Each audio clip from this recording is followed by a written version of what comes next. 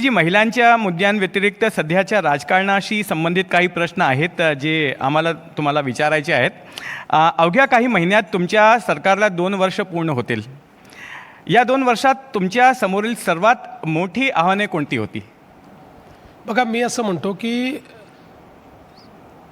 आव्हानं ही कमी अधिक प्रमाणात येत असतात, पण यामध्ये आज जर तुम्ही विचाराल तर सगळ्यात मोठं आव्हान काय आहे, तर मी असं म्हणेल की वातावरणाच्या बदलामुळे आज शेतीवर आणि शेतीच्या अर्थव्यवस्थेवर जो परिणाम होतो आहे तो सगळ्यात जास्त आपल्याकरता चॅलेंजिंग आहे.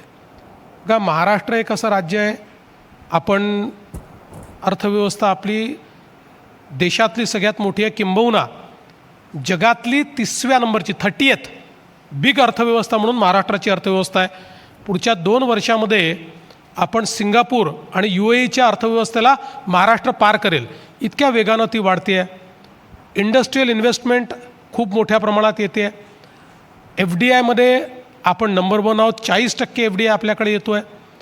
स्टार्टअपमध्ये आपण देशाचं स्टार्टअप कॅपिटल आहोत, सर्वात जास्त स्टार्टअप हे महाराष्ट्रामध्ये आहेत, सर्वात जास्त स्टार्टअप गुंतवणूक ही महाराष्ट्रामध्ये आहे. दरवर्षी आपला नंबर त्याच्यात अव्वल चाललेला आहे. हे सगळं होत असताना आपल्या समोरचा जर मुख्य चॅलेंज काही असेल तर जो ॲग्रेरियन डिस्ट्रेस हा वातावरणातल्या बदलामुळे तयार झालेला आहे. आपण बघा, आता हे वर्ष आहे, आता या वर्षामध्ये अल निनोचा हे वर्ष आहे आणि अल निनो तयार झाल्यामुळे आपला जो मोसमी पाऊस आहे त्याच्यावर मोठा परिणाम होणार आहे. आता त्याचं जे देशभराचं ॲव्हरेज आहे ते 92% सांगितलं आहे, पण जेव्हा 92% ॲव्हरेज येतं त्यावेळी विशेषतः आपला रेन शॅडोचा जो एरिया आहे, म्हणजे मराठवाड्याचा एरिया असेल, काही दक्षिण महाराष्ट्रातला, काही पश्चिम महाराष्ट्रातला एरिया असेल आणि पश्चिम विदर्भातला काही भाग असेल, या सगळ्या भागामध्ये आपण 2015लाही अनुभवलं की त्या ठिकाणी डेव्हिएशन 40% गेलं. आणि म्हणून मग अशा परिस्थितीमध्ये आपल्या शेतकऱ्यांच्या पाठीशी उभं राहणं हे आपल्याकरता महत्त्वाचं आहे. आणि म्हणून आम्ही लाँग टर्मच्या उपाययोजना करतो आहोत. आज आपण बघा, शेतकऱ्यांना आपण मोफत वीज देणं सुरू केलं, आपण शेतकऱ्यांना वेगवेगळ्या पद्धतीनं मदत देखील करतो आहोत. पण आता आपण नदीजोड प्रकल्प हातामध्ये घेतले आहेत आणि हे जवळपास 2.5 ते 3 लाख कोटी रुपयाचे नदीजोड प्रकल्प आहेत.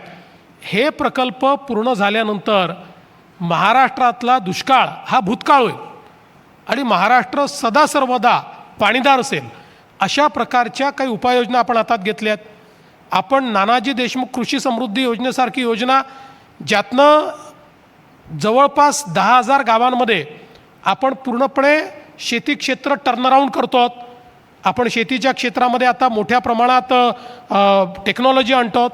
मला सांगताना आनंद वाटतो की देशामध्ये AI चा पहिला उपयोग शेतीच्या क्षेत्रात करणारं राज्य हे महाराष्ट्र आहे आणि महाराष्ट्राने महाविस्तार ॲप तयार केला आहे.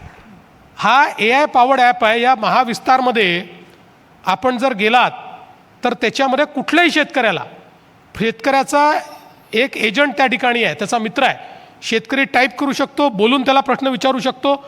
त्याच्यामध्ये शेतकऱ्याला क्रॉप ॲडवायझरी आहे, त्याच्यामध्ये एकात्मिक कीड व्यवस्थापन आहे, त्याच्यामध्ये इरिगेशनच्या सिस्टीम्स आहेत, त्याच्यामध्ये फवारणी किती केली पाहिजे या संदर्भातली माहिती आहे. इतक्या ॲडव्हान्स स्टेजला आपण गेलो आहोत की त्याच्यातनं एक फोटो काढला फ्लावरिंग स्टेजला आपल्या शेतकऱ्याने, की त्या फोटोवर AIच्या माध्यमातून ॲनालिसिस करून त्याच्यावर कीड येऊ शकते का हे पण आपण सांगू, येणार असेल तर त्यांनी काय वापरलं पाहिजे हे पण आपण सांगू, ते किती मात्रात वापरलं पाहिजे हे पण आपण सांगतोय आणि हे सगळं त्याला AI एजंट सांगतोय.